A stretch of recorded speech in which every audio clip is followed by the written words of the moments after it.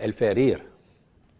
Elle fait rire, cette accusation de cet activiste. Et je crois qu'il faut le dire sans embâge. Si au Bénin, il devait y avoir des légionnaires français ou un légionnaire français, il s'appellerait, je crois, Stélio Gilles Robert Kaposhishi, alias Kemi Seba. Il n'y a pas l'ombre d'un doute là-dessus. Et c'est pour ça que, de cette tribune, il faut rendre hommage à nos concitoyens béninois qui, de façon unanime, ont marqué leur désapprobation, leur indignation face à cette nouvelle campagne de destruction et de déstabilisation du Bénin.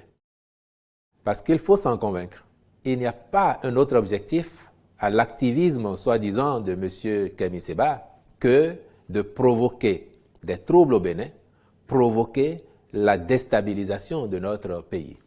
Autrement, vous en conviendrez, les arguments fallacieux qui sont souvent évoqués pour justifier un certain nationalisme ou d'un certain panafricanisme sont sans fondement aucun s'agissant du Bénin.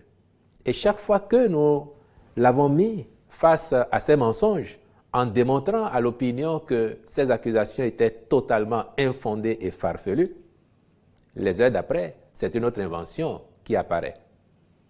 Et le cas d'espèce, c'est que tout dernièrement, quand on a fini de démontrer, en lançant même le défi à ceux qui voudraient, à partir du Niger, venir ici, faire le tour de notre pays pour voir avec nous s'il y avait des bases militaires françaises, quand on a fini de démontrer l'inexistence de ces bases, c'est depuis Niamey que M. Kaposhishi a inventé, parce qu'il aurait été convaincu, lui, par des documents qui lui auraient été présentés là-bas, il aurait été convaincu, disais-je, de la présence de légionnaires français au sein de notre armée pour je ne sais quoi à faire ici. Les Béninois ont compris que sa seule mission, parce que c'est de ça qu'il vit, ses commanditaires le nourrissent pour cela, c'est de favoriser les troubles ici, c'est de favoriser la déstabilisation de notre pays. Fort heureusement, le gouvernement a travaillé depuis les années 2016-2017 à renforcer notre pays en toutes ses composantes, y compris au plan de la sécurité intérieure et de la préservation de l'intégrité de notre territoire. Le nationalisme, le souverainisme, me semble-t-il, devrait d'abord se nourrir du patriotisme. Et de M. Kemi Seba, je n'en ai noté nulle trace. À tel point d'ailleurs que ses comparses à lui, vous l'aurez observé vous aussi des médias, ils ne s'en prennent jamais à leur pays d'origine, comme si tout allait bien là-bas et qu'au Bénin c'était l'enfer.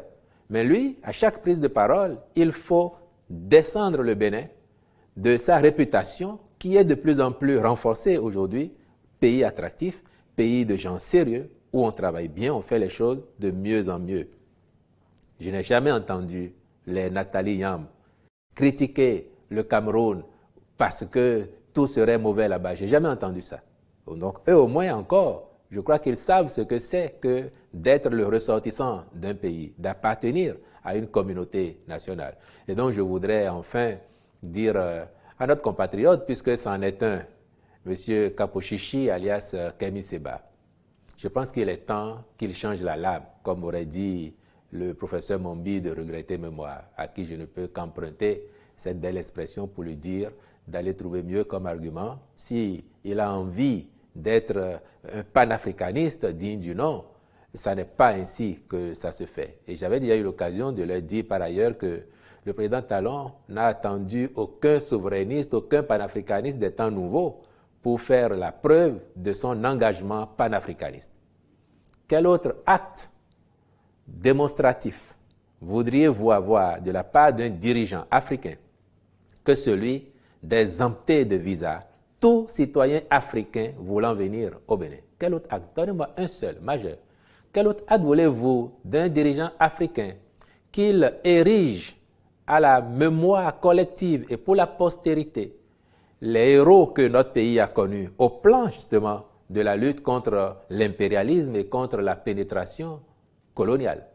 Nous avons fait au Bénin une statue en hommage à Bioguera. Bioguera n'était pas un roi par le passé. Bioguera était un combattant, un résistant.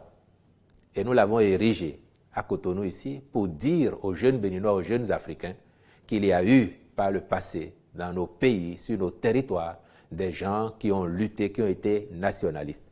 Nous avons fait la statue des Amazones pour la même raison.